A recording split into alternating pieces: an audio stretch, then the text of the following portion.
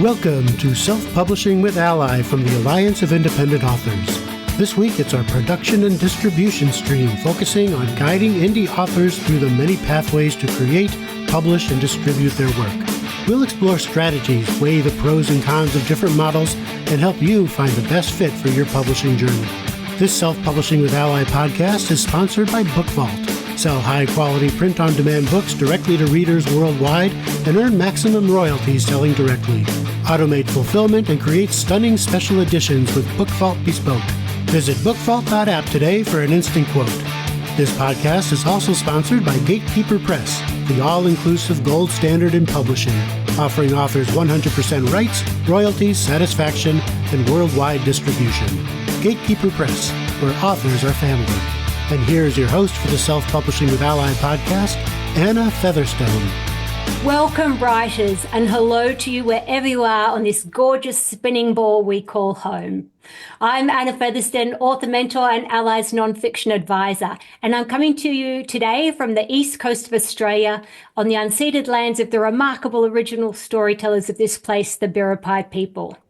Now, I'm a bit excited today because I don't know much about the company we're going to be discussing, which means I might be like a lot of you. So recently, a company called BookVault, which I know more US and UK listeners would be familiar with, well, they've also begun offering services in Australia. So I'm a complete newbie to the offering. So it doesn't really matter where you are in the world. This podcast, we might all learn a little from as we learn a bit more about BookVault and how or if they might fit in with the way you choose to produce your books. So this podcast, as normal, it's general information only. So always do your due diligence to see if any service discussed fits your needs and can fulfill what you're looking for. But I'm very excited to learn more. So today we're welcoming Alex Smith, BookVault's brand manager. Welcome, Alex. Hello, how are you? Oh, so good. So good. And very excited to be learning from someone. Now, you've been with the company for a while. Tell us about how long ago you started with BookVault.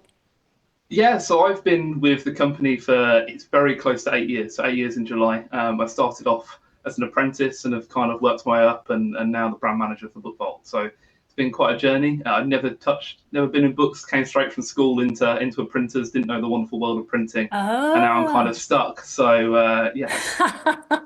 There could be worse places to be stuck. Exactly. Yeah, exactly. No, it's a fascinating industry. Oh, amazing. And so what kind of books do you enjoy reading? So to be honest, up until a couple of years ago, I was scared of books because I dealt with them all day and every day. But just recently, went to a conference in Florence last year, and I met Michael Wright, an author, and I've been really into his books. I've been hooked into it's historical fiction, more about kind of World War II and the Holocaust and things like that. It's oh wow, a very deep read, but it's really, really interesting.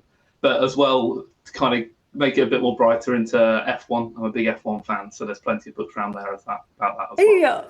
Yeah. So a real mix of genres there. Yeah. Exactly, and I love that. Like that keeps life interesting. So, what countries is BookVault operating in now? So at present, we've got our main UK hub. So that's where I work, above the factory in the UK. It's a place called Peterborough, which is about an hour north of London. But then we also work with a variety of partners as well. So we've got now 4 partners in the US. So they're spread around the country, offering different capabilities there. And then we've just recently this year launched a partnership in Australia, which obviously I know you're very excited about, and also a partnership in Canada as well. So the whole plan is to kind of offer these more different partnerships in different countries to help with local fulfillment and distribution as well. Okay, so you're kind of so you're tapping into already established printers, but also bringing in what you do and upskilling them as well. Is that right? Exactly that. Yeah. So we as a company, we've been going for, I know we're fairly new to the indie author scene, but we've been going for 30 years this year. So we generally worked with traditional publishers in the UK. So it's been going longer than I have, which is always scary to think. But we've been working with kind of more academic publishers. So when I first started, you go down to the production floor and it would be hundreds of textbooks, all with different spots and rashes, and it was disgusting. Whereas now we're actually printing some pretty fancy books. So it's nice. So, how would you describe Book Vault and the services that you offer? Yeah, so we are obviously a traditional print-on-demand printer. So we take your files, print them on demand as and when they're needed. And as I say, we have those 4 different countries that we print and distribute from. But we kind of came into the indie scene and wanted to do it a little bit differently. Obviously, the likes of Ingram and Amazon are very well established. They're very much on the distribution model of you give them their books and they sell worldwide for you. We wanted to kind of we've been dealing with a lot of publishers and they have their features which maybe aren't available to the indie market. So we wanted to launch it a little bit differently with initially direct selling. So the big rise of direct selling for authors of having their own website and it seamlessly kind of plugging in and sending the books directly to the readers. We launched it with a direct sales app, so you can link your Shopify store, your WooCommerce store, and your Wix store automatically, and we'll print and fulfill the books. But then a big thing we noticed a gap for was bespoke books as well. So where you've got your shiny foil, your sprayed edges on the edge of your books and things like that. So we have also kind of built that in on a single copy basis. So as an author, you can get a fancy book that publishers can get very easily and do hundreds and thousands of runs. We can print you a single copy off and send it direct to your reader at it's a little bit more than if you were to order 1,000, but it's still an affordable price for you. And I suppose it just makes it possible for an indie author to access that. So what would you say like you're currently best known for? I think certainly up until very recently when we launched Bespoke has always been direct sales. So that was a big thing that we noticed a bit of a gap for. We'd already worked with a lot of publishers building into their websites and fulfilling orders. So yeah, we're well known for direct selling. So as I mentioned before, if you've kind of got your own Shopify store, there's the app market where you can install various apps for all different things. We have our own BookVault app on those platforms, and you install that, link your products up. So you say, if this book is bought, I want it to fulfill this print book. Very similar to kind of how you would with BookFunnel. And we then upload the shipping rates to the platform as well. So the customer pays what the author would pay for shipping. And then as soon as that writer pays for the book, we automatically take that order, send it to the relevant printer, print and ship it directly to the customer. And then we also give the customer the tracking information. So it's kind of all very seamless. As a writer, all you need to do is kind of install the plugins, keep an eye on it, but it will generally work without you touching it. Okay, so you're acting like that whole back end so the author doesn't need to wrap the book themselves. Exactly, yeah. You don't need your garage full or your basement full of tons and tons of books. As those orders come in, we print and ship them on demand. So it's exactly the same as what you'd expect if you're selling your books on Amazon, but instead it's through your own store and you're earning a little bit more money as well. And does the author get to retain the customer details? Yes, exactly that. So as the printer, all we're doing is the same as if you were to place an order on our platform to yourself. We're just taking that customer's address and sending it to them. So you retain all their details. You can kind of build up more of a marketing database for your readers. And equally, you retain all the profit minus the print costs as well. So it's a much better way, a more profitable way of doing it. What about like if an author wanted to include something in the package, like a signed book plate, or like is that possible, or how does that? It's not at the moment, but we went to. It's a very hot topic. So we went to the Future of Publishing Mastermind back in February, and I had a little tally of everyone that was asking about signed book plates, and I lost count towards the end of it. So it is something we're working quite hard on because it's a big thing that a lot of people want. So, and that's the whole thing that we're really focusing on. We're quite an innovative company, and I'm a developer myself. We've got a team of developers that we kind of hear stuff and then go away and work on it. And that's how we want to kind of move as a company. We don't want to be stuck in the traditional way of, if it's not on the checklist, you can't do it. We'll kind of try and work a way of doing it. Okay, so what kind of authors are using BookVault? It really is a wide range. So we've got authors that are kind of publishing their first book and using us for initial proof runs or kind of to send art copies. And then we're going to well-established authors. We've got Joanna in on Wednesday doing her most recent Kickstarter. We've worked with Sasha as well from ALLi. various kind of well-established, high-selling authors as well. So it really is that range. What we generally find is we do offer distribution. So we can sell your book on Amazon and we can sell your book kind of on various retailers, but that's not our strongest point. We say it works best for you to use it in combination with other platforms. So as I say, we kind of work well with authors and doing more of the direct salesy kind of things. Okay. And okay, so let's go back a little bit. You earlier talked about special editions. Yes. So paint us a picture of what you guys can do. Yeah, so we noticed a massive gap in the market with special editions. People couldn't do them very easily. So we invested, probably now adding it all up, about £500,000 in kit. So we now offer very basic options. So you can have your ribbon, bookmarks, or we call them head and tail bands. So they're like little stitching along the spine of the book so you can't see the glue. Printed end papers. So when you open a hardback book, normally you'd see like a blank sheet. You can print whatever design you want on the front and back of that as well. And then we go into more of the kind of specialist items as well. So we've got foiling. So you can have foiling on a jacket of a book. You can have it on the case bound, on the paperback, on a spiral bound. And then sprayed edges as well. So we have a machine that you effectively put a book in and it prints on the side of the pages. So you can upload whatever design you want, or you can just have a solid color and it will print directly on the side of that book. And then the big thing we launched Valentine's Day, so a couple of months ago, is box sets as well. So it's an actual physical box that you can put a series or even just a single book as a slipcase all in. And again, it's printed on demand from a single copy. So there's no minimum order quantities or anything like that. Oh, so you're actually printing the box?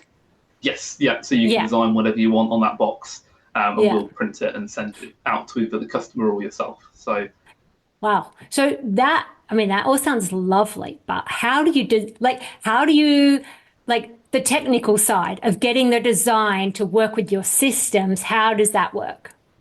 Yeah. So what effectively you do is you set up the title on BookVault.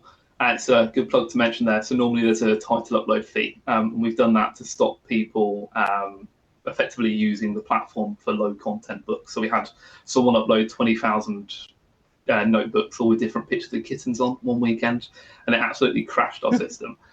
So we introduced that upload fee, but then we work with people like ALLi. So if you go onto the ALLi member benefits on the portal, there's a limited title uploads. So we don't even need to talk about that as an ALLi member. That's completely waived.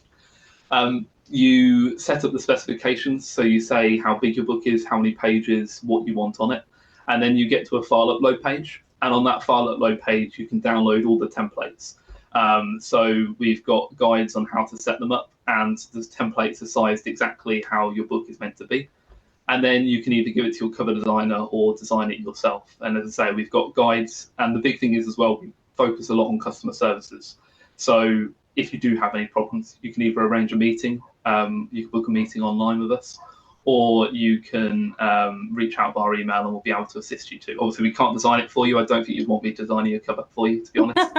But we can certainly help you, point you in the right direction. What kind of sizes is it? Like, how many options are there for the size of the book people can have? I do have a number, but I've forgotten it off the top of my head. It's clearly I haven't had enough coffee this morning, but it's literally any size between A6 and 297 by 297. We don't have set SKUs. You can literally define whatever size you want. So we've seen, there was one at the weekend on Friday that was a massive spine like that and huge and big square book with foil and sprayed edges and everything on it. So very much we are probably one of the most flexible POD printers out there in the fact that you define what size you want the book to be. We don't have those set sizes. Okay, so for us indie authors, because often we are working on so many different types of projects, and when you have so many choices, it's easy for us to kind of go down a few different paths and get ourselves into a bit of trouble. So what kind of mistakes do you see authors making or having trouble with when it comes to this kind of deciding on their books and designing them and all that? I think there's a couple of things we see. Number one, and the big one as a printer, is people not ordering proofs. So we see a lot of people where they'll upload their files without having seen it printed before, or maybe not using us. Every printer's got slightly different variances. If you go to an offset printer being kind of one that does 1,000, 2,000, 3,000 plus books, they'll generally have a lot more color control because they're letting it run, and they print off one, check the color consistency, and then let the whole project run. With POD printing and short run printing, we generally use digital presses, so they're smaller machines, but they're a lot more flexible, so you can quite easily change the paper and things like that. So what generally happens is our printer may be one brand, another brand, and the printer you normally use is a different brand, and they handle colors slightly differently. So getting a proof is really important for consistency and to make sure you're happy. But equally, we see a few people that maybe think that their book is one size and it isn't. So we have validation software. So when you upload your file, it says whether it's the right size or wrong size. But we also kind of crop stuff when it gets to a close enough size. So it might be quite close to the edge and it trims into it or things like that. So number one definitely is a proof. And we've seen people do runs of 100 and 200. And when it comes off the press and we see it on the edge and we're like, no, and have to kind of deal with that. But equally, we mentioned about custom sizes as well. Generally, we offer it and it's there if you need it, but try and stick to standard sizes. We've seen people do all sorts of wacky and wonderful sizes, which look well towards the design, but when your reader's got it on their bookshelf and they've got one random book sitting higher than the rest or sticking out more than the others, it's kind of something you've got to be conscious of. That's interesting because we like to stick out, but not in that way. Yes, exactly. Yeah, no, sticking out's a good thing, but maybe focus on the design and the height of the book. Yeah. And what you were saying about getting proofs, I mean, from my own experience, I always get a proof because you just never know the color of the paper till you see it or how the cover feels. And it's just such an important step. And I use proofs as well to just pick up last minute errors as well. I just really believe in proofs. So I'm glad that you do too. Yes, no, 100%. Yeah, and as I say, for us, all you do on the platform is so you can place orders to wherever you want to go. So you just add the title to your account, upload the files, and then order a copy to yourself. It's kind of as simple as that. There's no process or anything like that. You just order it to your own house or to wherever it needs to go. Okay, so when you've got all these different options and choices, and it's not just printing necessarily a book, what period of time do you suggest authors add to their production timeline for a special edition book? For a special edition, at the moment, I would say around 10 to 15 working days. So it's a bit longer. Generally, we like to produce books in 3 to 5 days. In some cases, we can do it in 1 or 2, but generally we say 3 to 5. With bespoke books, because there's a lot more things that we need to do, we generally say at the moment 10 to 15. However, there is a massive drive internally to bring that down to, we want to bring it down to 5 working days. I feel like it'll probably end up to be more around 7. But we have been on a bit of a journey with bespoke. We launched it this time last year. And every time we get in a good place and add more capacity and get it so that we can kind of print stuff in a 5 working day period, everyone notices that we're working so quickly and orders 10 times more. So it's been one of those kind of one of those journeys. But we've this year kind of doubled our production capacity. We're hopefully getting a lot more kit in this year as well to kind of help with that, because as a business we've grown massively as well, which is fantastic. But we're kind of trying to get those, and we want it to be so that you can sell bespoke books the same as you would sell normal books. Yeah. And then a lot more in the process.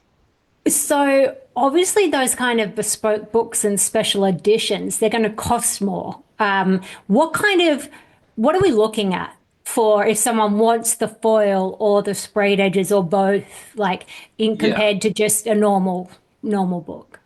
Yeah, I mean, one thing to note with special editions, at the moment, we only fulfill them from our UK facility, but we do ship worldwide. So it's one of those ones that we are working with other partners, but we're in quite a unique position. The reason why people haven't done it print on demand in the past is because not very many printers can do it print on demand. So that's why we're focusing on our UK hub and then shipping them worldwide. But we can ship to Australia, US, Canada, and things like that from the UK. So that would add a cost straight up just for that shipping. Yeah. It would, But then, for instance, it's all granular. So you would have the same price that it would be to print your normal, say, 6x9 mono paperback or hardback.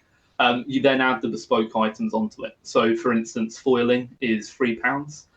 So to add foiling on the front would be £3, and that's as much foil as you want. We're not going to charge you per millimeter square of gold or something like that. It's very simply kind of £3 for that.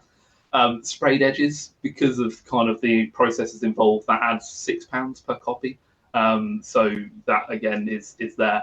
And then things like printed end papers, head and tail bands, and ribbons are £1 each. So it's very much, you don't pay a slight fee for it being a bespoke book, you pay for what you want on it. But what we have seen is people adding, say, £10 worth of special edition features onto their book and selling it for, instead of, say, £10 or £9.99, selling it for £70, because it's not about kind of selling to the masses. It's about targeting those super fans that will die for your book and want your book on their shelf. Maybe not even to read it. They'll get the normal edition to read it and break the spine, and what do they do to the book? They just want it to sit on the shelf because they're your favourite. They're your favourite author and want to display your work. And from what you're seeing, are those kind of books being produced for Kickstarter or just for direct sales to superfans? I would say mainly Kickstarter, but actually the past couple of weeks we've seen some really successful like Shopify WooCommerce store launches as well. So we've seen people selling, I think we had one the other day that sold kind of 400, 500 copies in a weekend on launch. Just to from a mailing list, and kind of social media pushing people to their stores. So I would have said Kickstarter if we'd had this podcast a couple of weeks ago, but no, you can sell them wherever you feel it's wherever you have your audience, really. So if you've done a lot of successful Kickstarter projects, it helps having that kind of Kickstarter kind of backer history. But if you've got a really successful store and a big mailing list and good social media presence, you can just send them directly to your store and fulfill them that way as well. Yeah. Okay. Now, a little while ago, you mentioned low content books. Can you explain for people who don't understand, what is a low content book? And also, what are you seeing in that space and what do authors need to look out for? Yeah, so low content books are, I guess, more kind of your workbooks, your notepads. So there's I guess, in my view, two segments of those sort of people. There's people that are making workbooks to complement their other work. So we see a lot of people doing a workbook around their book that they're selling. So if they're selling kind of self-help books, the workbook helps complement that book in terms of asking questions around the content. And we've seen people do, if they're selling direct, a notebook related around the content they're writing. So we've seen, I was at the Global Publishing Summit a couple of weeks ago, and someone was writing a notebook around a spell book in their book. So it kind of really complements it. And if you're selling direct, you can kind of up that average sale price by selling additional content along with your books. And then the other camp is more of a, I guess, it's where people are trying to get rich quick scheme of selling notebooks with different pictures of cats on, because someone on social media told them they can earn 10,000 books, but £10,000 a month by selling them. Oh, so, those Facebook ads. Yes, exactly. I see them. Oh, yes. Yeah. So, mine hasn't kicked off yet, sadly, all the cats, but it's something we're happy for anyone to promote our platform, but we want it to be people that want to sell. They're not just kind of uploading some books to Amazon and hoping that they sell, and everyone's going to find their book about a random kitten along the millions of books about kittens. It's all about more, I guess, targeted low content books. We don't have a problem with them. It's just, and that's why we added that upload fee, to try and make it that people that are committed to trying to sell books as well. Yeah. Okay. So with the distribution side, how are you different to like Amazon, KDP, or IngramSpark? Why would we use BookVault for distribution? Yeah, so distribution-wise, the one important thing to say is we're non-exclusive, so you can use us in conjunction with Ingram and KDP, various other platforms, because we feel like you should use as many people as you can to try and reach as many markets as you can. What we are kind of good for, and a lot of people use us for, we have our own retailer called the Great British Bookshop. And what that is it's, I guess, what we call it is a middle ground between direct sales and distribution.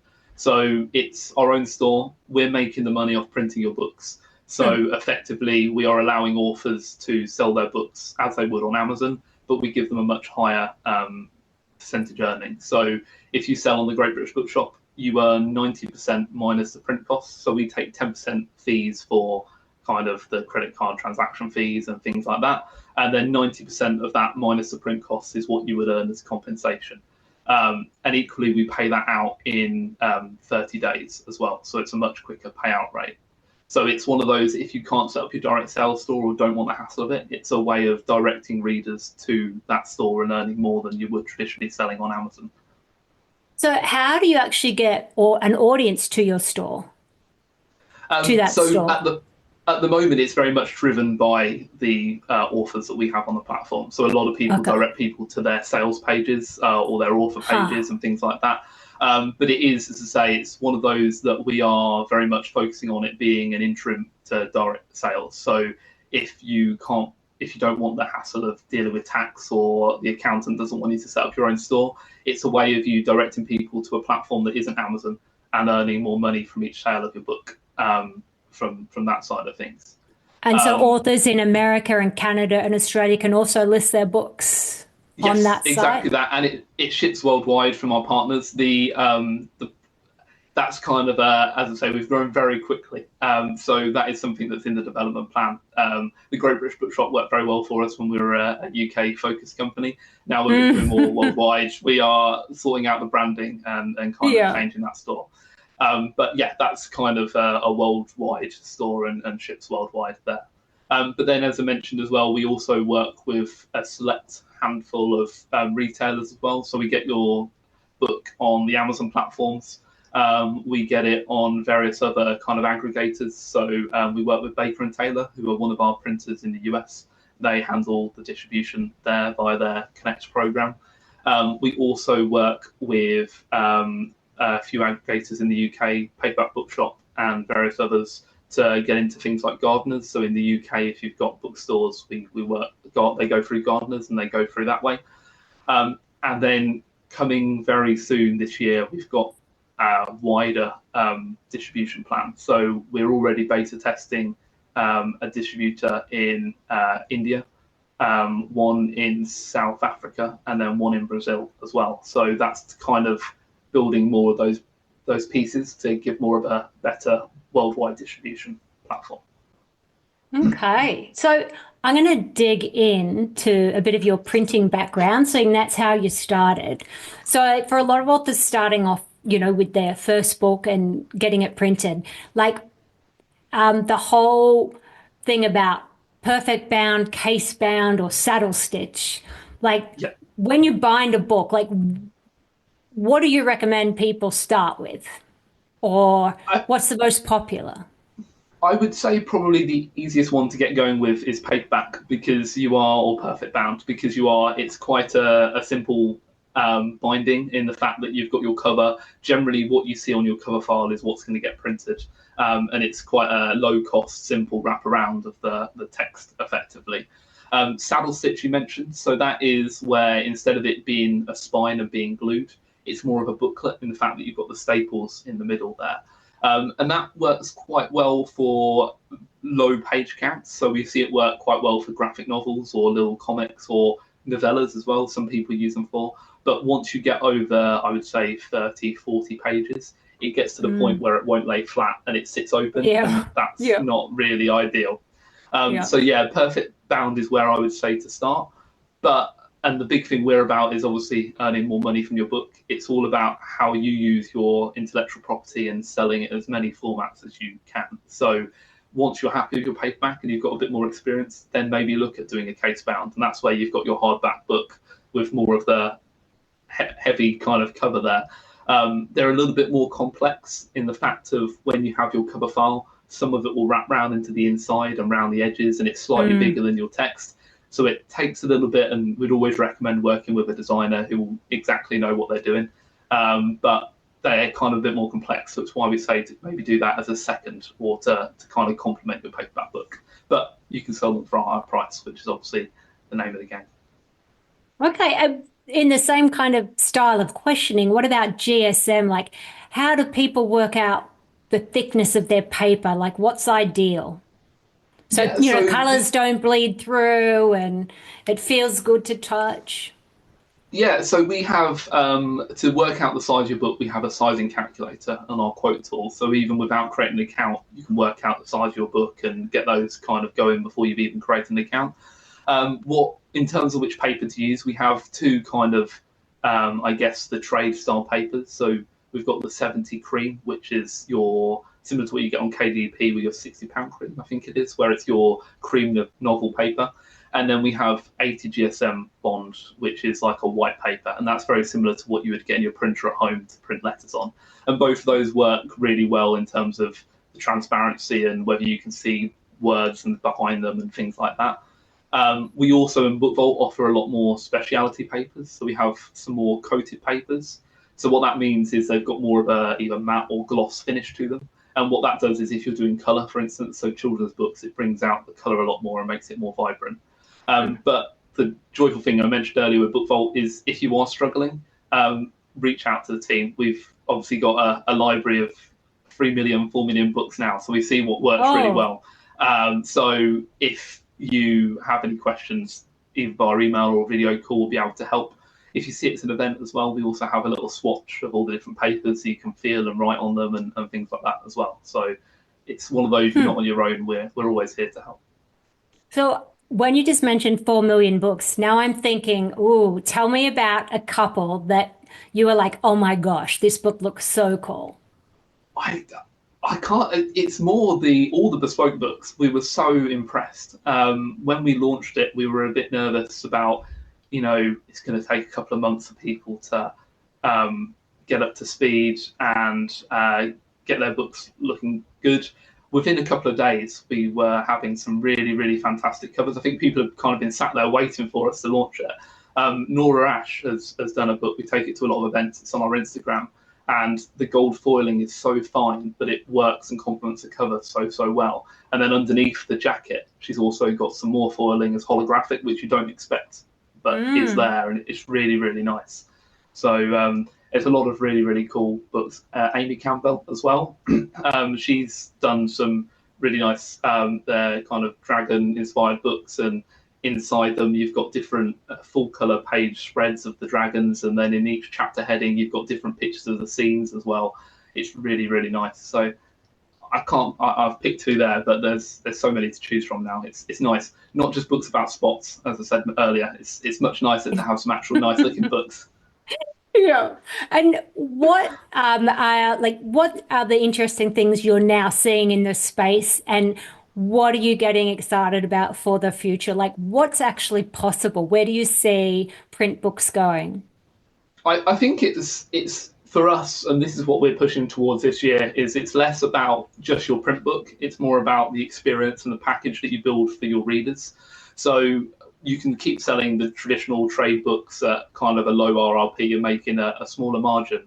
What we're seeing more people do is your Kickstarter and direct sales, and not just selling a book, but selling a book with character art, stickers, bookmarks, mugs, all inspired around the story. And instead of selling the book for $9.99, they're selling a 60, 70, 80, £90 or $90 bundle.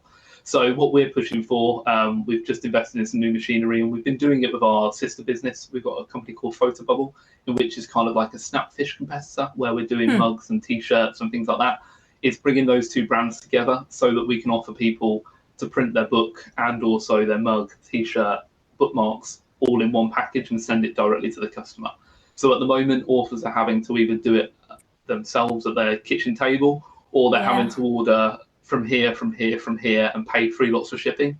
So it's all about bringing that one thing together and making that experience for the reader, but then earning more from that sale as well.